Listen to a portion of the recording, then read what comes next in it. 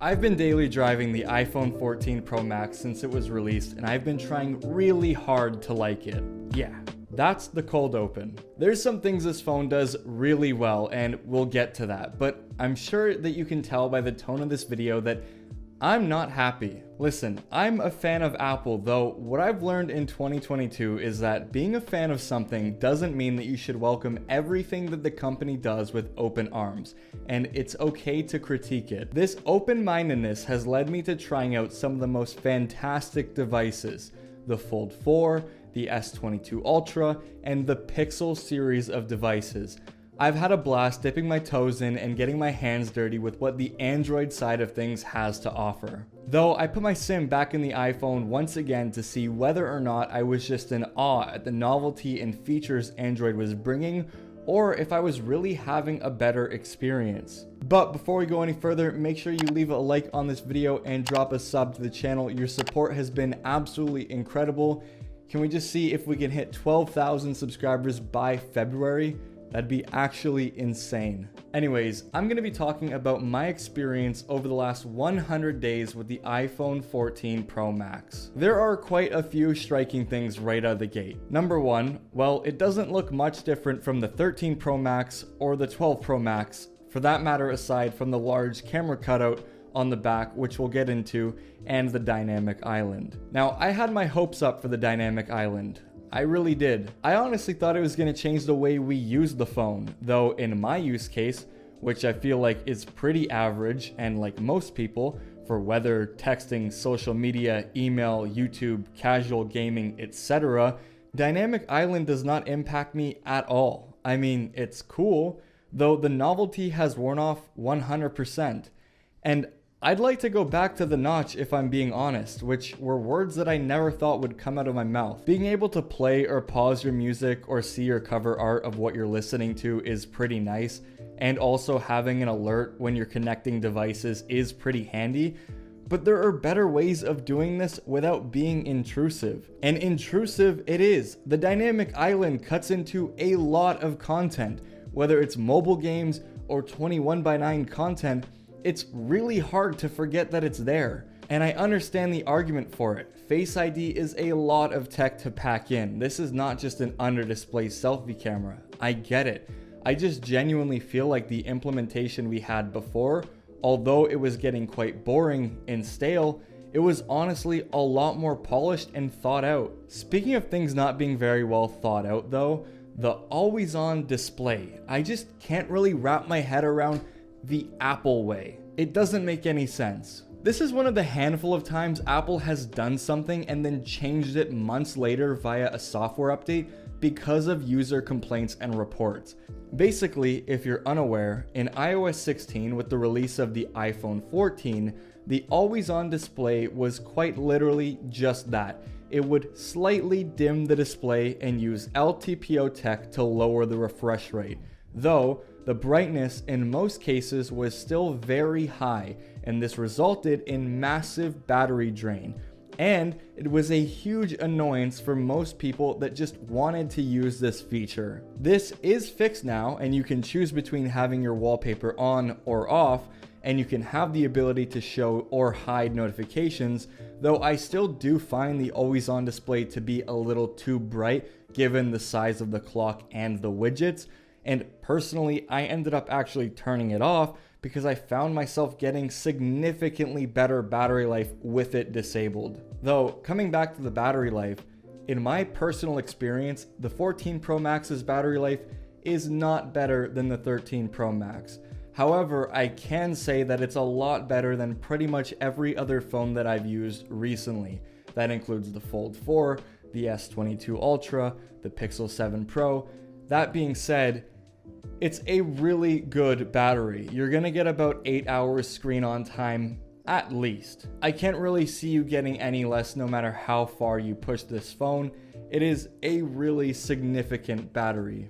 However, with the always on display, I found myself struggling to get through a day sometimes because it was that demanding.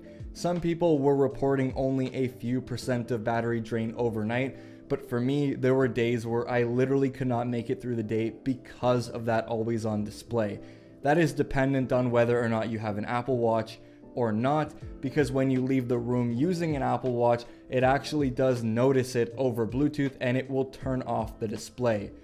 If you don't have an Apple Watch, don't use the always on display.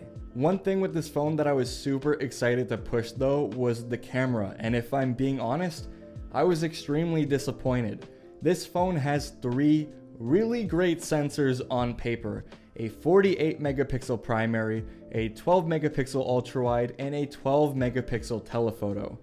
Now this was supposed to be the biggest jump in the iPhone's camera performance in a long time, especially in low light. And when you're just out there taking point and shoot images, you can't really tell.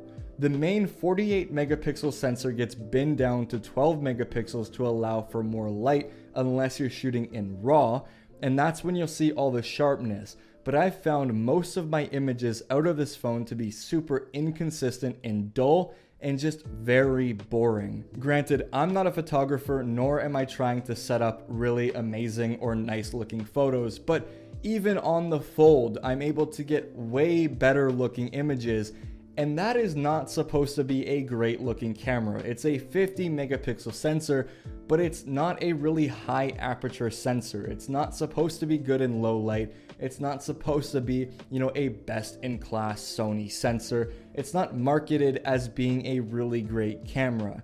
But that's the thing. The iPhone is supposed to be using Deep Fusion AI. It's supposed to be doing a whole bunch of tricks under the hood, and it's supposed to be one of the best cameras according to DxOMark for photography in mobile. And it happens to be one of the most inconsistent cameras that I've used for point and shoot mobile photography. It is honestly just one of the worst phones that I've used to take images on, and over the last few months, I've used a lot.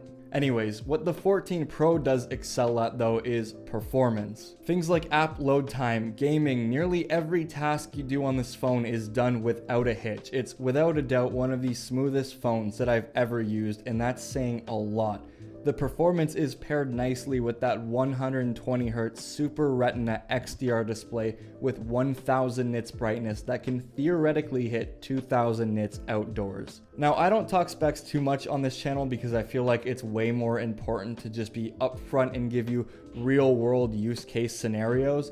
However, when it comes to the outdoor performance, there are times where it is super bright outdoors in direct sunlight, and then there are times where I am unable to read it. So I don't know if that's because it doesn't really adapt to the sunlight or if the adapt brightness is off.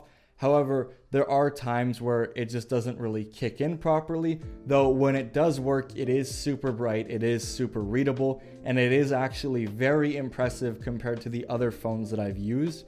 So when it works, it is one of the best, actually, it is the best display that I've used outdoors. It's actually really impressive. However, indoors, the display is stunning. The color, the sharpness, the contrast. When it comes to watching content and playing games, this is one of my favorite devices to do so. And it would be my favorite if it wasn't for the freaking dynamic island taking up goddamn half of the display. I did skip over the performance just a tad though, despite it realistically being the best in class on a smartphone. And I'm going to list a couple of things that irritate me a little bit with the iPhone. So let's get into that right now. There isn't a way for you to take advantage of the A16 Bionic. There is no multitasking, there isn't a desktop environment like DeX, and overall, iOS 16 is a very locked in operating system. Now, this is a video about the phone and not iOS, so let's not dive too deep into this, but this is something that I hope to see change over time. I mean, if you take a look at the iPad mini, this is a device that handles split view just fine, and it's running the A15 Bionic. It's not like it's a hardware limitation, and sure, the screen real estate is a concern when it comes to the iPhone, but the 14 Pro Max is no slouch. We've seen multitasking on Samsung phones since the beginning of time. It just irritates me that such powerful and capable hardware is being limited on the software front.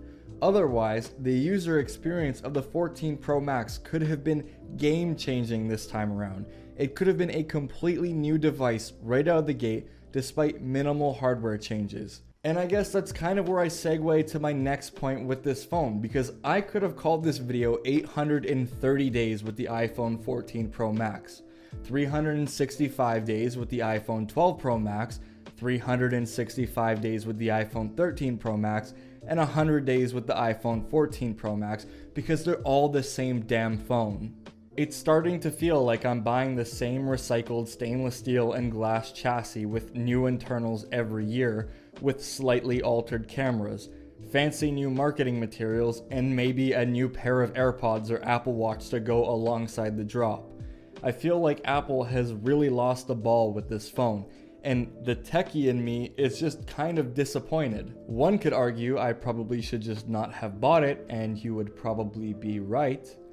But I guess that's my advice to you for this video. If you're coming from an iPhone 12 and beyond, there really is no point in upgrading. Apple's newest iPhone 15 Ultra that has already been leaked at the beginning of this year looks insane, and that's coming out in October. It looks like there's going to be a completely new redesign to the device. It looks like it's going to be one of the biggest changes to the iPhone in the history of the iPhone.